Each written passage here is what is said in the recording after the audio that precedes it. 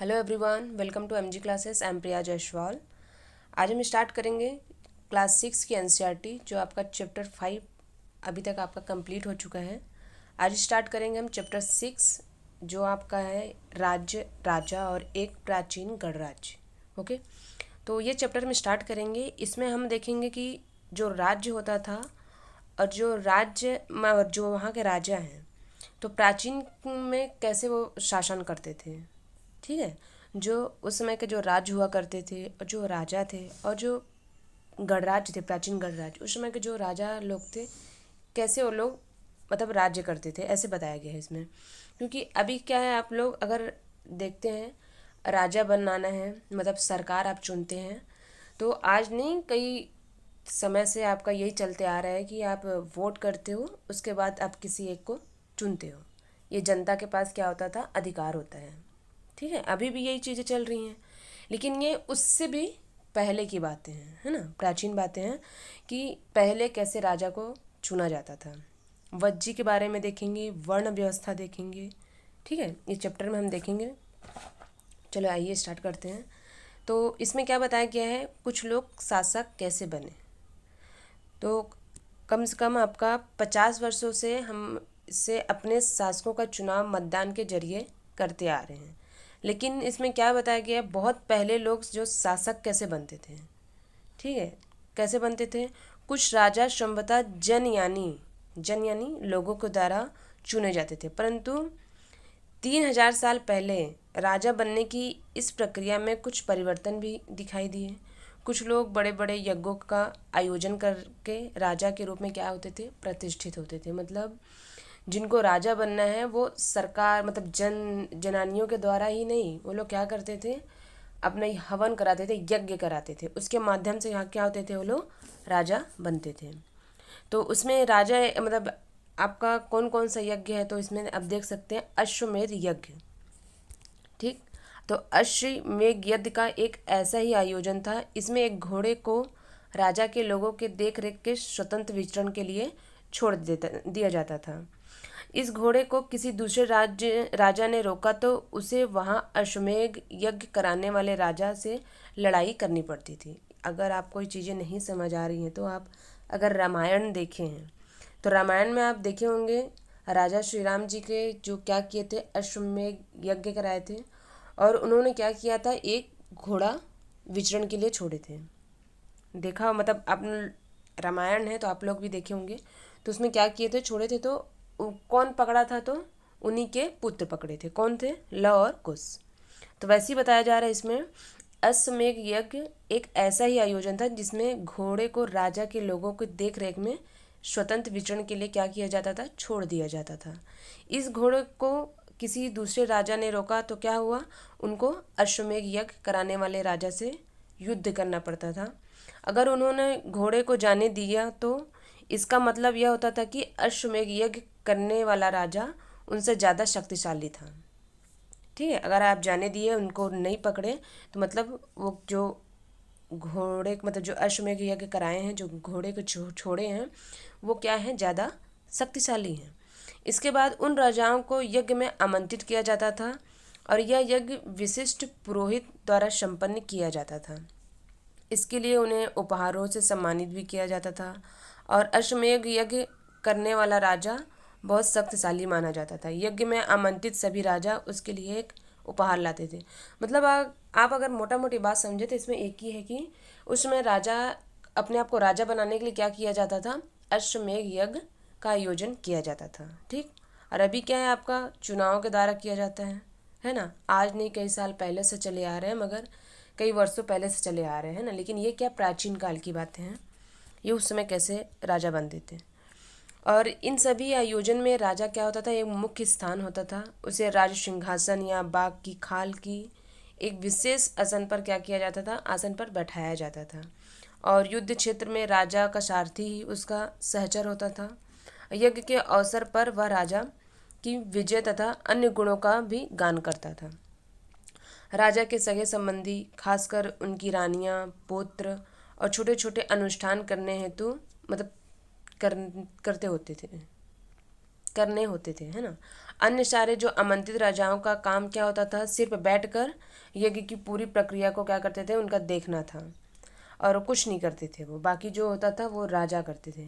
राजा के ऊपर क्या होते थे, पुरोहित पवित्र जल के छिड़काव करते थे। जैसे राजा बनते थे आप देखते होंगे, है ना, वही बताया गया इसमें, छिड़काव करते थे। और विष अथवा वैश्य जैसे सामान्य लोग उपहार भी लाते थे, जिन्हें पुरोहित शूद्र मानते थे। क्या मानते थे, शूद्र मानते थे। उन्हें कई अनुष्ठानों में शामिल नहीं किया जाता था। और ये जो मतलब क्या बोलना चाहिए, भेदभाव वाला जो चीज़ें हैं, है ना, ये आज से नहीं है, ये कई जमाने पहले से चली आ रही हैं, प्राचीन समय से चली आ रही हैं। ठीक है, उसके बाद हम देखेंगे इसमें वर्ण के बारे में देखा जाएगा। क्या बताया जा रहा है इसमें, उत्तर भारत में खासकर गंगा यमुना क्षेत्र में कई ग्रंथ रचे गए हैं। ठीक, क्या किए गए हैं, कई ग्रंथ रचे गए हैं, जिसमें ऋग्वेद के बाद रचे होने के कारण वे उत्तर वैदिक ग्रंथ कहे जाते हैं। ठीक है, पहले ऋग्वेद थे, उस ऋग्वेद और उसके बाद क्या है आपका उत्तर वैदिक ग्रंथ। इनके अंतर्गत क्या होते थे, सामवेद, यजुर्वेद, अथर्ववेद तथा अन्य ग्रंथ शामिल होते थे। पुरोहित द्वारा रचित इन ग्रंथों में विभिन्न प्रकार के अनुष्ठान और उनके संपादन की विधियां भी बताई जाती थीं। इनमें से सामाजिक नियम के बारे में भी बताया जाता था, क्या क्या रूल्स हैं, क्या नियम हैं। और उस समाज में क्या होते थे, कई समूह थे, जिनमें पुरोहित, योद्धा, कृषक, पशुपालक और व्यापारी, शिल्पकार और जो श्रमिक मतलब मछली पकड़ने वाले और जो ये सब जो जंगल में रहने वाले लोग शामिल हुआ करते थे। जहाँ पर पुरोहित तथा जो योद्धा होते थे, जो वैभवशाली थे, वही कुछ कृषक और व्यापारी में भी क्या होते थे, धनवान थे। दूसरी ओर क्या होते थे, पशुपालक, आप इसमें देख सकते हैं, पशुपालक, शिल्पकार, श्रमिक, मछली पकड़ने वाले शिकारी तथा भोजन संग्राहक क्या होते थे, निर्धन थे उस समय। ठीक है, और पुरोहित ने लोगों को 4 वर्गों में विभाजित किया था, जिन्हें वर्ण कहते हैं। आप क्या पढ़ रहे हैं, वर्ण। तो पुरोहित ने कितने भागों में बांटा था, तो 4 भागों में बांटा था, 4 वर्गों में। तो जिन्हें क्या कहा जाता है, वर्ण कहा जाता है। उनके अनुसार प्रत्येक वर्ण क्या क्या वो होता था, अलग अलग कार्य निर्धारित होता था। मतलब 4 हैं तो चारों का जो कार्य होता था अलग अलग होता था। ठीक है, पहला क्या था, वर्ण ब्राह्मणों का था। ठीक, पहला वर्ण क्या था, ब्राह्मण वर्ण था। तो ब्राह्मण में क्या होते थे, उनका काम क्या होता था, वेदों का अध्ययन करना। ठीक, वेदों का क्या करते थे, वे अध्ययन करते थे और यज्ञ करते थे। अभी भी ब्राह्मण क्या कराते हैं, आपका वेदों का अध्ययन करते हैं, पूजा पाठ कराते हैं और हवन कराते हैं, जिनके लिए उन्हें क्या दिया जाता था, उपहार, यानी दक्षिणा के रूप में, है ना। तो क्या क्या मिलता था, उपहार मिलता था। और दूसरा स्थान है शासकों का था, जिन्हें छत्री कहा जाता था। वर्ण में आप ध्यान देना है, 4 हैं। फर्स्ट आपके ब्राह्मण है, सेकंड आपके क्या है इसमें, छत्री है। छत्री में क्या है, उनका काम क्या होता था, युद्ध लड़ना और लोगों की रक्षा करना। तथा तीसरे स्थान पर क्या होते, विष या वैश्य थे। इनमें कृषक, पशुपालक और जो व्यापारी आते थे। ये क्षत्रिय और वैश्य दोनों को ही यज्ञ करने का अधिकार प्राप्त था। अब यज्ञ कौन कौन कर सकता था, तो क्षत्रिय भी कर सकते थे और वैश्य भी कर सकते थे। और वर्णों में अंतिम स्थान शूद्र का था और इनका काम अन्य तीनों वर्णों की सेवा करना था। मतलब सबसे नीचे अगर देखा जाए आपका, तो शूद्र को रखा गया है। ठीक है, शूद्र को रखा गया है और इनका काम क्या होता था, तीनों वर्णों जो अभी पढ़े हो आप, ब्राह्मण, क्षत्रिय, है ना, वैश्य, क्या करते थे, इनका सेवा करना होता था।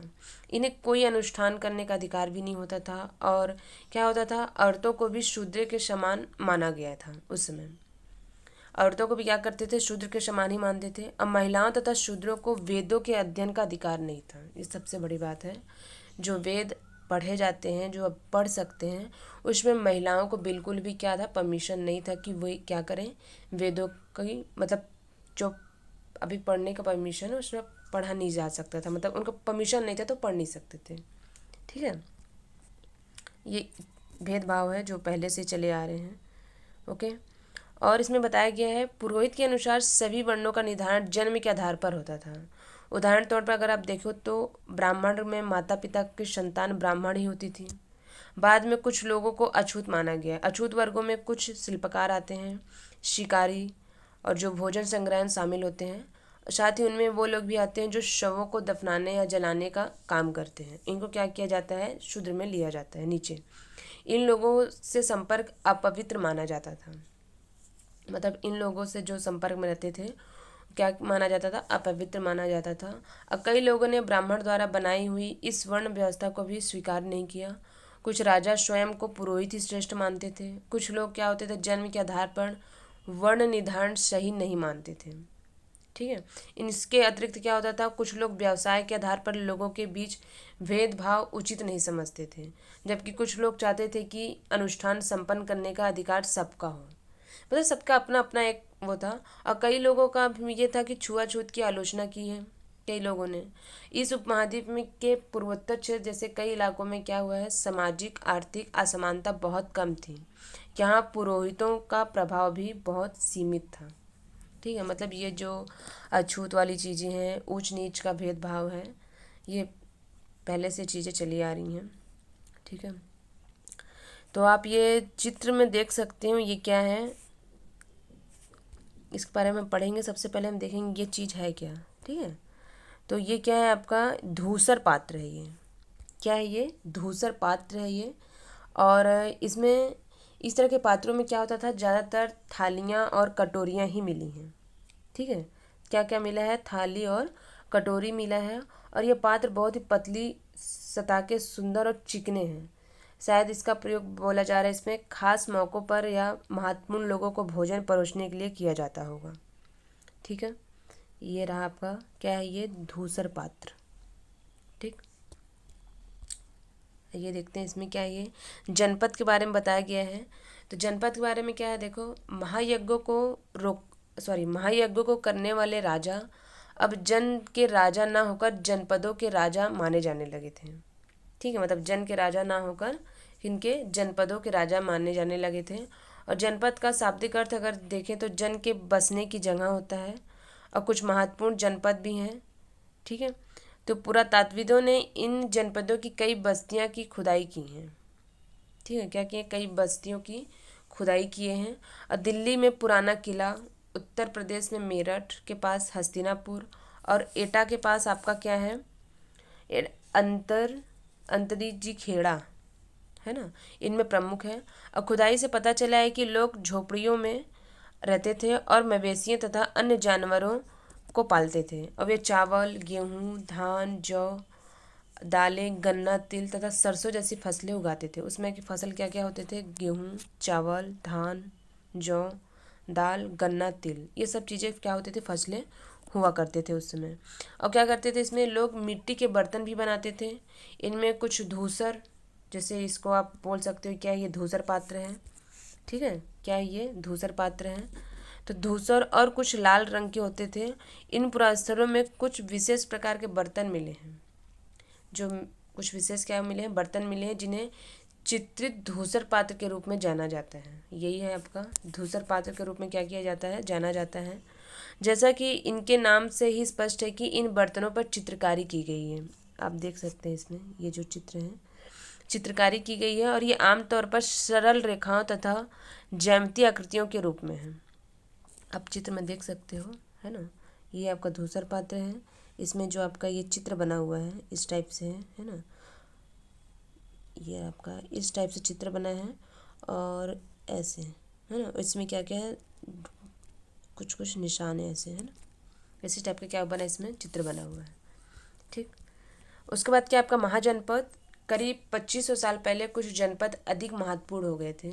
इन्हें महाजनपद कहा जाने लगा था। और कुछ महाजनपद क्या होते थे, दिखाया गया है कि अधिकतर महाजनपद की एक राजधानी होती थी।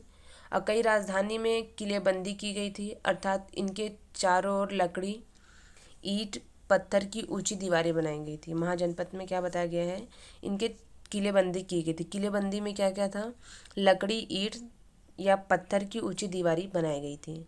ऐसे लगता है कि लोगों ने अन्य राजाओं के आक्रमण से डरकर अपनी सुरक्षा के लिए इन किलों का क्या किया था, निर्माण किया था। और क्या रीज़न होगा, ऐसे मतलब बताया जा रहा है इसमें, आक्रमण से बचने के लिए कि क्या किया गया था, किलों का निर्माण किया गया था। और कुछ राजा अपने राजधानी के चारों ओर क्या करते थे, विशाल, ऊंची और प्रभावशाली दीवार बनाया करते थे, है ना, दीवार बनाकर, मतलब बड़ी दीवार क्या क्या क्या करते थे, बनाते थे।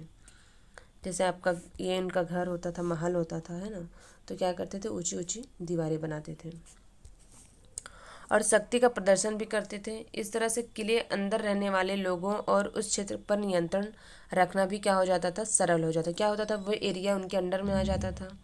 और इस तरह की विशाल दीवार बनाने के लिए व्यापक योजना की आवश्यकता होती थी और लोग क्या करते थे, लाखों की संख्या में ईंट तथा पत्थर का इंतजाम करना पड़ता था। अब जाहिर सी बात है, अगर आप ऊंची दीवार बनाएंगे, किला बनाएंगे, तो क्या होता था, पत्थर तो लगेंगे ही, है ना। और हजारों स्त्री पुरुष तथा बच्चों के लिए अथक परिश्रम किया होगा, इनके लिए संसाधनों की आवश्यकता पड़ती होगी। अब राजा सेना रखने लगे थे, ठीक है, धीरे धीरे, पहले तो नहीं था, धीरे धीरे क्या करने लगे थे, सेना रखने लगे थे। सिपाहियों को नियमित वेतन देकर पूरे साल रखा जाता था, ठीक है, उन्हें नियमित से वेतन देकर उन्हें पूरा साल क्या किया जाता था, रखा जाता था। इसमें आप देखोगे आहत इसमें भुगतान सिक्कों के रूप में होता था, है ना, सिक्के भी दिया जाता था, उनको सिक्के के रूप में दिया जाता था जो भी भुगतान किया जाता था। और अभी क्या इसमें कौशाम्बी किले की दीवार आप चित्र में देख सकते हैं, ये क्या है आपका, कौशाम्बी किले की जो दीवार होती थी ऐसे होती थी, कौशाम्बी किले की दीवार है और ये आधुनिक उत्तर प्रदेश के इलाहाबाद के पास मिली है। ईंट की दीवार का अवशेष है, इसके एक भाग का निर्माण संभवतः 2500 साल पहले हुआ था। ये आप देख सकते हो, ये ईंट है ना, पूरा ईंट ये निर्माण हुआ है, ठीक। उसके बाद कर है, उस समय कर कैसे होता था, मतलब किस टाइप से करते थे, देख सकते हैं इसमें। कर क्या है आपका, महाजनपद के राजा जो विशाल किले बनवाते थे और बड़ी सेना रखते थे, इसलिए उन्हें प्रचुर संसाधनों की आवश्यकता होती थी। इसके लिए क्या करते थे, वे कर्मचारियों की भी आवश्यकता होती थी। तो वो महाजनपद के राजा जो लोग द्वारा क्या करते थे, समय समय पर लाए गए उपहारों पर निर्भर न रहकर अब नियमित रूप से कर वसूलने लगे थे। लोगों से क्या करते थे, वो कर वसूलते थे, टैक्स, ठीक है। अब फसलों पर लगाए गए कर, अब इसमें देख सकते हो, सबसे पहले क्या है आपका, फसलों पर लगाए गए कर, आपका टैक्स कहाँ कहाँ लगता है, अभी तो हर जगह टैक्स है आपका, पहले पे मतलब एक सीमित होता था, है ना। तो अभी क्या है, इसमें क्या होता था, पहले फसलों पर कर लगाए गए सबसे महत्वपूर्ण थे क्योंकि अधिकांश लोग कृषक ही थे। अब प्रायः उपज का एक छठवां हिस्सा, है ना, 1/6वां हिस्सा क्या करते थे, कर के रूप में निर्धारित किया जाता था, जिसे भाग कहा जाता है, ठीक है। सबसे पहले आपका किस पे, फसल पर यानी कृषक में। और दूसरा क्या है आपका, कारीगर में। कारीगर के ऊपर भी कर लगाए गए जो प्रायः श्रम के रूप में चुकाए जाते थे, जैसे कि एक बुनकर हुआ, लोहार हुआ या सोनार, या राजा के लिए महीने में एक दिन काम करना पड़ता था, या तो कर वसूल देते थे या फिर क्या करते थे, राजा के लिए एक दिन काम करना पड़ता था। पशुपालकों को जानवरों या उनके उत्पाद के रूप में कर देना पड़ता था।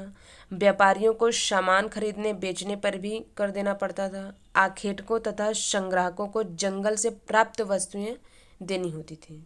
आखेटक, है ना, क्या करते थे, वे जंगल से प्राप्त वस्तुएं उनको देनी पड़ती थी, किसमें, कर के रूप में, ठीक। और पशुपालक क्या करते, जानवर या उनसे जो उत्पाद होती थी चीज़ें कर के रूप में उसको देते थे, यानी वो टैक्स अपने अपने तरीके से राजा को देते थे। और कृषि में परिवर्तन कैसे हुआ है, देखो इसमें कृषि में परिवर्तन कैसे है। इस युग में कृषि के क्षेत्र में दो बड़े परिवर्तन आए हैं, ठीक है। हल के फाल अब लोहे के बनने लगे थे, पहले नहीं थे, लकड़ी हुआ करते थे। तो चेंज हुए हैं, किस में आए थे, हल के फाल लोहे के बनने लगे थे। अब कठोर जमीन को लकड़ी के फाल की तुलना में लोहे के फाल से आसानी से जोता जा सकता था। मतलब लकड़ी तो उतनी नुकीली नहीं होगी मगर ज़्यादा डीप खुदाई नहीं कर सकती, है ना। तो लोहा क्या होता है, वो ज़्यादा डीप और अच्छे से क्या करता है, खुदाई कर सकता है।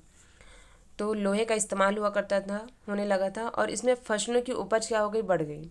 और दूसरी ओर क्या हुआ, लोगों के धान के पौधों का रोपण शुरू किया, अर्थात खेतों में बीज छिड़क कर धान उपजाने लगे और धान की पौध तैयार कर उसका क्या किया, रोपण शुरू किया।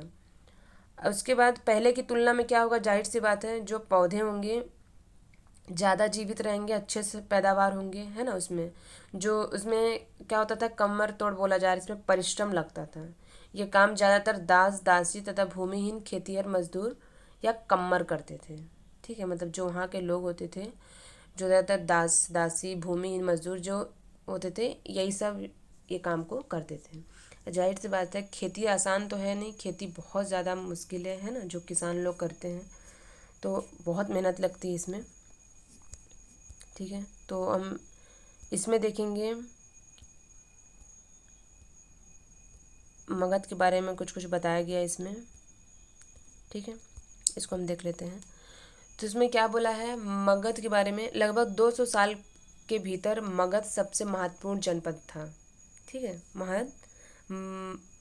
मगध क्या होता था, हो गया था महत्वपूर्ण जनपद बन गया था। गंगा और सोन जैसी नदियाँ मगध से होकर बहती थीं।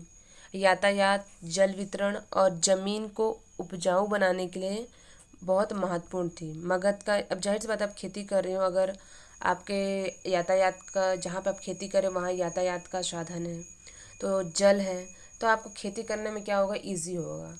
कोई भी आपको सामान है, कुछ भी आपको ले जाना है, लाना है, तो आप इजीली ले जाओगे, और पानी की जो मतलब ज़रूरत होती है वो आप पूरी कर सकते हो। तो वही बताया जा रहा है, उपजाऊ बनाने के लिए महत्वपूर्ण थी। मगध एक हिस्सा जंगलों से भरा था, और इन जंगलों में क्या होता था, हाथियों को पकड़कर और उन्हें प्रशिक्षित कर सेना के काम में भी लगाया जाता था। यही नहीं, जंगलों से घर, गाड़ियाँ तथा रथ बनाने के लिए लकड़ी मिलती थी। इसके अलावा इस क्षेत्र में लौह अयस्क भी खदानें हैं। ठीक, लौह अयस्क की क्या थी, खदानें थी। मजबूत औजार और हथियार बनाने के लिए भी यहाँ बहुत उपयोगी थे। कहाँ पर बताया जा रहा है, ये मगध के बारे में। मगध में दो बहुत ही शक्तिशाली शासक थे, बिंबिसार, है ना, बिंबिसार तथा अजातशत्रु, और अन्य जनपदों को जीतने के लिए हर संभव साधन अपनाते थे। और महापद्मानंद, है ना, एक महत्वपूर्ण शासक थे। महापद्मानंद, सॉरी, है ना, क्या थे, एक महत्वपूर्ण शासक थे। उन्होंने एक नियंत्रण का क्षेत्र इस उपमहाद्वीप के उत्तर पश्चिमी भाग तक क्या किया था, फैलाया था। और बिहार के राजगृह, आज जिसका आधुनिक राजगृह है, जो 21 सालों तक क्या किए, मगध की राजधानी बनी रही। बाद में पाटलिपुत्र, आज का पटना जो है, और राजधानी बनाया गया था। ठीक है, ये आधुनिक राजगीर है, आप देख सकते हैं इसमें, और आज का ये पटना। ठीक है, और आगे देखते हैं इसमें 2300 साल पहले भी क्या क्या इसमें, हाँ, 2300 साल पहले मेसिडोनिया का राजा सिकंदर विश्व विजय करना चाहता था। पूरी तरह क्या हुए, सफल न होने पर भी वह मिस्र और पश्चिमी एशिया के कुछ राज्यों को जीतता हुआ भारतीय उपमहाद्वीप में ब्यास नदी के किनारे तक पहुंच गया। जब उसने मगध और कुछ करना चाहा, यानी आगे बढ़ना चाहा, तो उसके सिपाहियों ने इनकार कर दिया। वे इस बात से भयभीत थे कि भारत के शासकों के पास पैदल, रथ और हाथियों की भी बहुत बड़ी क्या थी, सेना थी। इसके बाद हम वज्जी के बारे में पढ़ते हैं। ठीक है, वज्जी क्या है, इसको देखते हैं हम। वज्जी एक गणराज्य होता था, इसको पहले हम पढ़ लेते हैं, फिर उसके बाद मैं इसमें समझाऊंगी आपको क्या है। जैसे कि एक इसमें पढ़ाया गया है, देखो, सॉरी, लिखा गया है, मगध एक शक्तिशाली राज्य बन गया था। उसके नज़दीक ही वज्जी राज था, जिसकी राजधानी क्या थी, वैशाली। अब वैशाली कहाँ है, आपके बिहार थी, है ना, आप देख सकते हैं इसमें। अब वहाँ यहाँ पर एक अलग किस्म की शासन व्यवस्था थी, जिसे गण या संघ कहते थे। मतलब यहाँ पे ऐसा नहीं है कि एक कोई राजा है वही शासन कर, मतलब जैसे आपका एक राज्य है, वहाँ पे एक राजा हो, वो राजा ही शासन करेगा, ऐसा व्यवस्था बिल्कुल भी नहीं था, है ना। गण या संघ में कई शासक होते थे, जैसे आप देख सकते हो। तो ये एक हर कुल के लोग होते थे इसमें। ठीक है, हर कुल के लोग होते थे, और हर कुल में एक राजा होते निकल के आते थे। ऐसे नहीं है कि अभी क्या है आपका, और कई जगह भी क्या होता था, ऐसे एक कुल होता था, अब यहाँ पे एक राजा होते थे, और यही राजा क्या करते थे, सब पे शासन किया करते थे। मगर यहाँ पे अभी ये चीज़ें नहीं हैं। यहाँ पर ये चीज़ें थी, जो मतलब हर एक मतलब कुल है जैसे ये, ठीक है, तो सभी क्या होते थे, अलग अलग राजा होते थे। ठीक है, चीज़ें समझ आ रही हैं? राजा होते थे और कोई भी चीज़ें होती थी, एक राजा नहीं होते थे, हर कुल के अलग अलग राजा होते थे, हुआ करते थे। और कुछ भी मतलब डिस्कशन होता था, कुछ भी बातें अगर करनी होती थी, मतलब जो इम्पोर्टेंट बातें, कुछ चर्चा होती थी, तो क्या करते थे ये लोग आपस में मिलकर डिस्कस किया करते थे। ठीक है, ये है वज्जी में शासन व्यवस्था था। ठीक है, कभी कभी लोग एक साथ शासन करते थे जिसमें कि प्रत्येक व्यक्ति राजा कहलाता था। वही चीज़ें हैं जो मैं आपको बताई हूँ अभी। क्या है इसमें ऐसे, ये आपका राज्य, हर कुल के लोग हैं, है ना। और क्या थे ये, एक हर ये सभी क्या होते थे, ये राजा होते थे। और क्या करते थे, सभी एक साथ शासन चलाते थे इसमें। और ये सभी राजा विभिन्न अनुष्ठानों को एक साथ संपन्न करते थे। सभाओं में बैठकर ये बातचीत भी करते थे, बहस वाद विवाद के जरिए तय करते थे कि क्या करना है और क्या नहीं करना है। शत्रुओं के आक्रमण से निपटने के लिए वे मिलकर चर्चाएं भी करते थे। ठीक है, और स्त्रियां, दास तथा कमकार इन सभाओं में हिस्सा नहीं ले सकते थे। मतलब उस समय क्या होता था, जो महिलाएं होती थी उसमें बिल्कुल भी ये सब चीज़ों में हिस्सा नहीं लेती थी, मतलब परमिशन नहीं था लेने का। ठीक है, तो वज्जी क्या है, आई होप आप लोग को अच्छे से समझ आया होगा, है ना। इसमें आपकी राजधानी क्या है, तो वैशाली है। वैशाली का है आपका बिहार में। ठीक है, राजाओं का गढ़ होता था यहाँ पे। उसके बाद बताया गया आपका बुद्ध तथा महावीर दोनों ही क्या होते थे, गण या संघ से संबंधित थे। ठीक है, आप ध्यान देंगे इसमें, बुद्ध और क्या है, महावीर। ठीक, बुद्ध और महावीर क्या थे, दोनों ही गण संघ से संबंधित थे।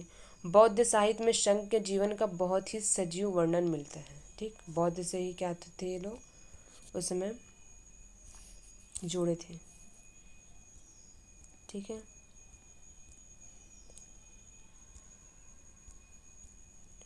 तो आपका चैप्टर कंप्लीट है। इसमें और क्या बताया गया, देखो, कई शक्तिशाली राजा इन संघों को जीतना भी चाहते थे। इसके बावजूद उनका राज्य अब से लगभग 1500 साल पहले तक चलता रहा। इसके बाद गुप्त शासकों का क्या हुआ, इसमें गढ़ और संघ का विजय प्राप्त किए हैं। ठीक, बाकी जो इम्पोर्टेंट मैं आपको बता दी इसमें, आप इसमें देख सकते हो वज्जी, है ना। वज्जी में महिलाओं के साथ जोर जबरदस्ती नहीं करेंगे और उन्हें बंधक नहीं बनाएंगे, ऐसा था। शहरों तथा गाँवों में चैत्यों का रख रखाव करेंगे। इसको आप ना ध्यान दो तो भी चलेगा, फिर भी आपको समझने के लिए आपको पढ़ना है तो आप पढ़ सकते हो। ठीक है, इसमें क्या बताया गया है, वज्जी संघ का यह वर्णन दीघ निकाय से लिया गया है। और दीघ निकाय एक प्रसिद्ध बौद्ध ग्रंथ है जिसमें बुद्ध के कई व्याख्यान दिए गए हैं। इन्हें करीब 2300 साल पहले लिखा गया था। ठीक है, ये सब चीज़ें मैं आपको पढ़ा चुकी हूँ इसमें। ठीक है, आगे आपका क्या है, इसमें क्वेश्चन है जो आप लोगों को बनाना है। ठीक।